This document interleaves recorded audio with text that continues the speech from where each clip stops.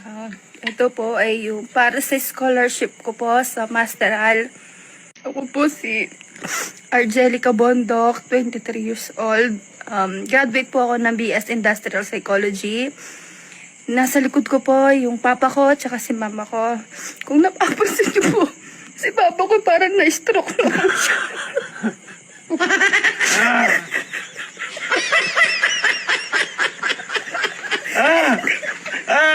Hindi na po siya nakakapagsalita.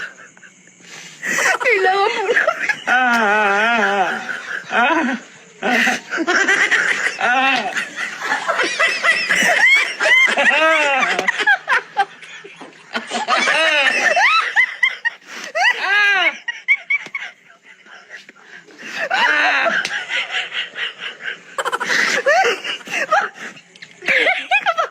Sa scholarship. So, ako po si Ramilin Mercado. Ako po ay humingi ng tulong sa inyo para sa aking pag-aaral. Sana po mabigyan niyo ako ng scholarship. Ang akin pong ina ay may kapansanan. Siya po ay may diferensya sa pagsasalita. Siya po ay isang mongo. Salita ka mo. Anak mo, matulungan ninyo ang ako.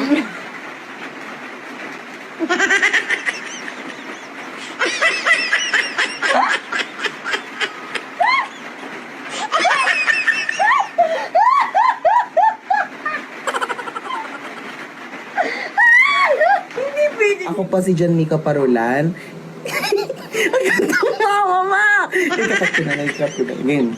Game, tingin ka.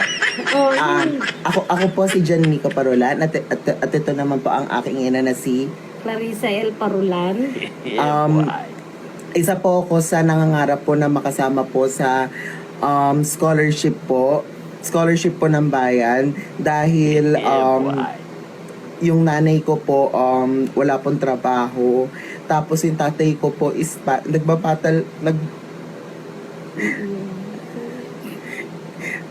nagbabakal bote lang po, tapos tinutustusan ko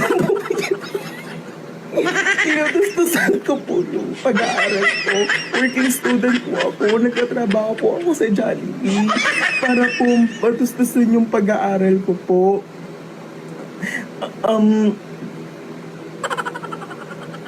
Sobrang kailangan po namin nung scholarship kasi po yung nanay ko pulong po.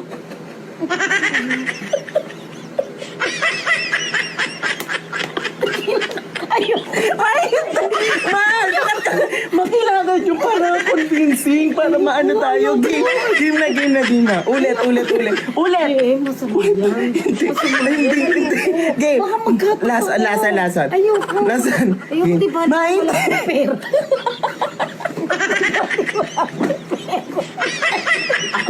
Lumpo. Ako po si Rubilin Mendoza. Ito po si nanay ko tapos si tatay ko. Sila po ay nagpalaki sa akin. Sila po ay si nanay ko po ay dati po siyang pokpok dati. Hindi na basta.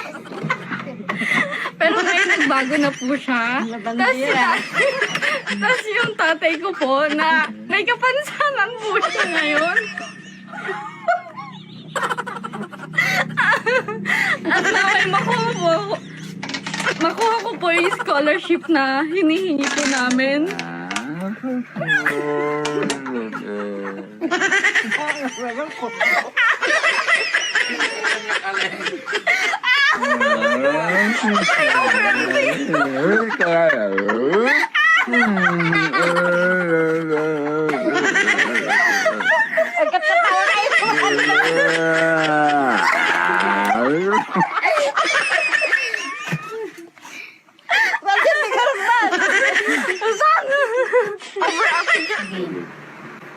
Sakit ang likod ko na usog mo nga, nakatutok sa akin. Oo, mga ano eh. Nakatutok kayo rin pa sa Kaya akin. nga, huwag kang basta malungkot ka lang.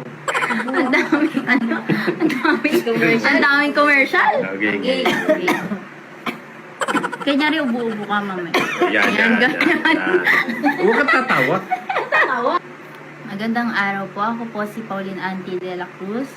nakatira po sa Tansa, Cavite. Kasalukuyang nag-aaral sa Cavite State University and I'm taking BS Industrial Engineering. Karapat-dapat po ako maging parte ng inyong scholarship dahil po ang aking tatay po ay isang mekaniko at isang driver. At ang nanay ko po ay isang OFW sa Angola po. At dati po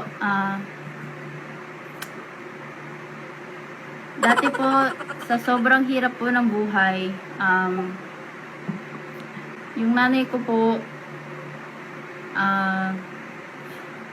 minsan po pag may kumakatok na lang po na lalaki, tinatanggap niya na lang po para po may makain po kami. At tatay ko po ay dating drug dealer.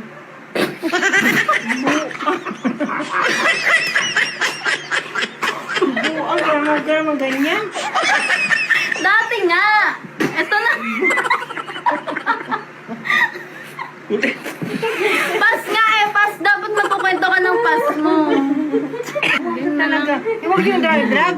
O, Pangit yun. Buong ka dyan. ano lang? Huwag naman ka magano ng drag. Hindi mo na yun. Sabi mo, wala trabaho yung ama mo ngayon. Gana. Hindi nga, pas. Ulitin mo. Hoy, hindi naman ganyan. Magsisinungaling pa kayo. Kailangan nga nakakaawa. Hindi. Kailangan nga yun eh. Okay, ulit na. Kakat ko na lang yun. Dati po, sa sobrang hirap po ng buhay, ang tatay ko po ay isang drug dealer. At ang katuwang niya po ay ang aking nanay. Paing ko na yun. Huwag ka naman ganyan. Gat mo yan. Gat mo. Gusto nga yan ganyan. Sa mamali. Kat mo. Ano lang, mariwala lang. Hindi? Okay. Sige. Pas nga, kailangan natin mag-bounce Kailangan nga nga. Eh, ganun talaga yan. Oh. Pas, Ganun nga wait talaga lang yan. kasi hindi pa ako tapos. Ano. Okay. Ulitin ko dati po sa sobrang hirap po ng buhay, para lang po makakain kami, ang tatay ko po ay naging drug dealer at ang katuwang niya po sa buhay ay ang nanay ko naging pusher na rin po. At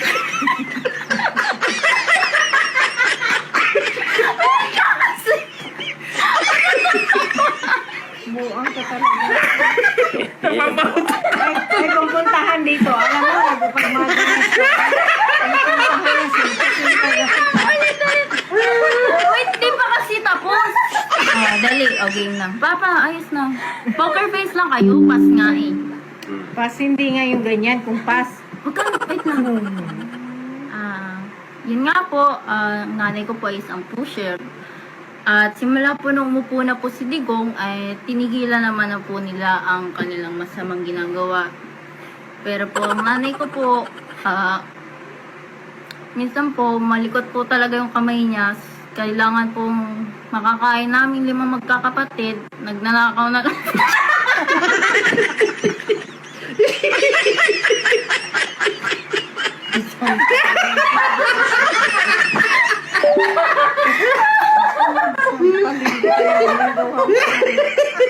kala. Eh, ano nga magandang ano?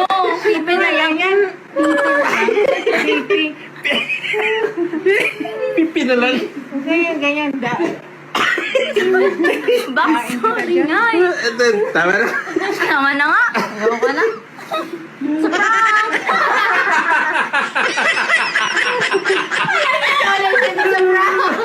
Walang scholarship. It's a prank. All this time. TV, doon na lang sa gawin nyo. Ano ba? O, dito na lang. Oo, hindi. Nagkakakat ko na lang. Nasama pa ba ako? Oo! Eh, ikaw nga dapat makita ka dapat maawa sila. Seryoso. Ayun, ka muna ang gasalit. Ako muna. Beong. Seryoso tayo ah. Okay, maingay daw ha. Gagawa kami ng drama.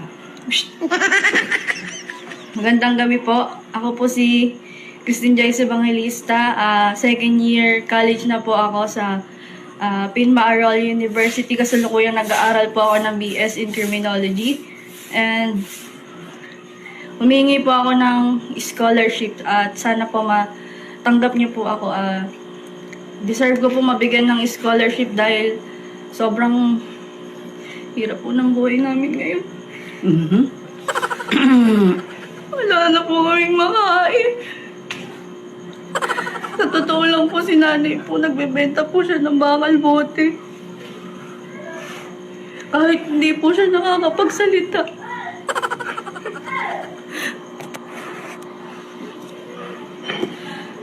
Nay, hindi ka nakakapagsalita, di ba? Sabihin mo sa kanila, bigyan niya ako ng scholarship. Nanay, hindi ka nakakapagsalita dapat. Kasi nga, pipi ka. Ikakat ko na lang.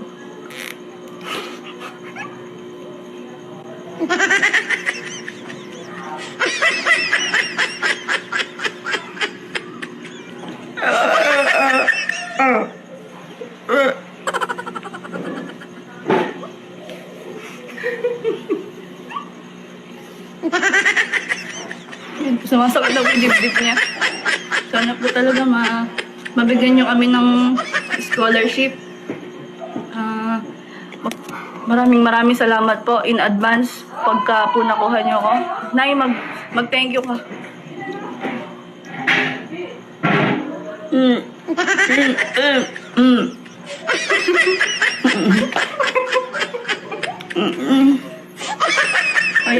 Kaya po siya naging pipi dahil po nagbebenta po siya ng illegal drugs dati.